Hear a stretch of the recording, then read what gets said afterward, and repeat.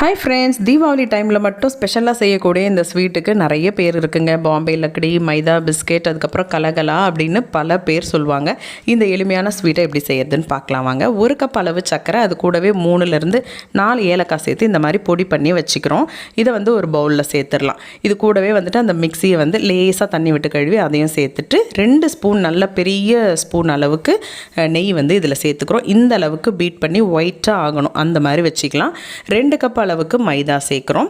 அது கூட சிட்டிகை உப்பு, கொஞ்சம் பேக்கிங் சோடா இதெல்லாம் சேர்த்து நல்லா கலரி விட்டுட்டு கையினால் நல்லா பிசைஞ்சு எடுத்துக்கணும். இது கொஞ்சம் நேரம் ஊறணும். ஒரு அரை மணி நேரம் இல்லாட்டி 1 மணி நேரம் கூட நல்லா ஊறுச்சுன்னா நம்மளுக்கு சாஃப்டான பாம்பே லக்கடி பிஸ்கட்ஸ் கிடைக்கும். அரை மணி நேரம் கழித்து கவுண்டர் டாப் இல்லாட்டி நம்ம ரொட்டி கட்டையிலே தேய்ச்சி மாவு சேர்த்து இந்த மாதிரி கட்டங்கட்டமாக நம்ம கட் பண்ணி எடுத்துக்கணும். கட் பண்ணுறதுக்கு ரொம்பவே ஈஸியாக தான் வரும். கொஞ்சம் இந்த அளவுக்கு திக்னஸாக கட் பண்ணிக்கிட்டிங்கன்னா உங்களுக்கு பிஸ்கட்ஸ் நல்லா உப்பி வர்றதுக்கு வசதியாக இருக்கும். இப்போ இதை ரெடி பண்ணி வச்சுட்டு ஸ்டவ் ஆன் பண்ணி அதில் நம்ம வாசனை இல்லாத எண்ணெய், ரிஃபைண்ட் ஆயில் சேர்த்து நல்லா கொதிக்க வச்சுட்டு மீடியம் சிம்மில் வச்சு இந்த பிஸ்கட்ஸ் ஒன்றா நம்ம போட்டுட்டு உடனே கரண்டியை வச்சு கிண்டி விடாமல் கொஞ்சம் நேரம் கழித்து நம்ம திருப்பி விட்டோம் அப்படின்னு சொன்னால் நல்லா இந்த மாதிரி கோல்டன் கலரில் வெந்து வரும். எண்ணெயோட சலசலப்பெல்லாம் அடங்கிட்ட உடனே நமக்கே தெரியும் இந்த டெக்ஸ்சரில் எடுத்துடலான்னு. அதுக்கு மேலே கருக விட்டிங்கன்னா டேஸ்ட் கண்டிப்பாக மாறிடும். இந்த ஸ்டேஜில் எடுத்துட்டோம்னா நம்மளோட சூப்பரான பாம்பே லக்கடி ரெடி ஆகிடுச்சுங்க. வீடியோ பிடிச்சிருந்தா லைக் பண்ணுங்கள். பாய்.